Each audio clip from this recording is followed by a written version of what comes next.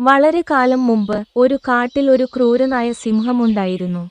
അവൻ വളരെ ശക്തനും അഹങ്കാരിയുമായിരുന്നു. വിശക്കുമ്പോൾ മാത്രമല്ല, എല്ലാ ദിവസവും അവൻ വിനോദത്തിനായി മൃഗങ്ങളെ കൊന്നു. എല്ലാ മൃഗങ്ങളും അവനെ ഭയപ്പെട്ടു.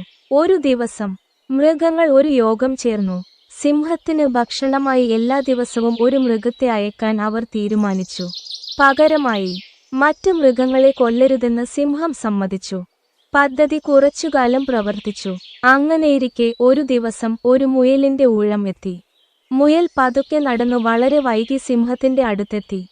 സിംഹം വളരെ ദേഷ്യപ്പെട്ടു. "നീ എന്തിനാണ് ഇത്ര വൈകി?" അവൻ അലറി. മുയൽ ശാന്തമായി മറുപടി പറഞ്ഞു, "ഞാൻ മറ്റൊരു മുയലുമായി വരികയായിരുന്നു. പക്ഷേ വഴിയിൽ ഒരു വലിയ സിംഹം ഞങ്ങളെ തടഞ്ഞു. അവൻ ഈ കാട്ടിലെ രാജാവാണെന്ന് പറഞ്ഞു. അവൻ മറ്റേ മുയലിനെ തിന്നു. നിങ്ങളോട് പറയാൻ പറഞ്ഞു." സിംഹം കോപാകുലനായി. "എന്നെ ആ സിംഹത്തിന്റെ അടുത്തേക്ക് കൊണ്ടുപോകൂ." അവൻ അലറി. ബുദ്ധിമാനായ മുയൽ സിംഹത്തെ ഒരു ആഴമുള്ള കിണറ്റിന്റെ അടുത്തേക്ക് കൊണ്ടുപോയി. അവൻ പറഞ്ഞു, "ആ സിംഹം ഇതിന്റെ അകത്താണ് വസിക്കുന്നത്." സിംഹം കിണറ്റിലേക്ക് നോക്കിയപ്പോൾ സ്വന്തം പ്രതിബിംബം കണ്ടു. അത് മറ്റേ സിംഹമാണെന്ന് അവൻ കരുതി. ദേഷ്യത്തോടെ അവൻ പോരാടാൻ കിണറ്റിൽ ചാടി. പക്ഷേ അവൻ മുങ്ങിമരിച്ചു. എല്ലാ മൃഗങ്ങളും സന്തോഷിച്ചു, മിടുക്കനായ മുയലിനെ പ്രശംസിച്ചു.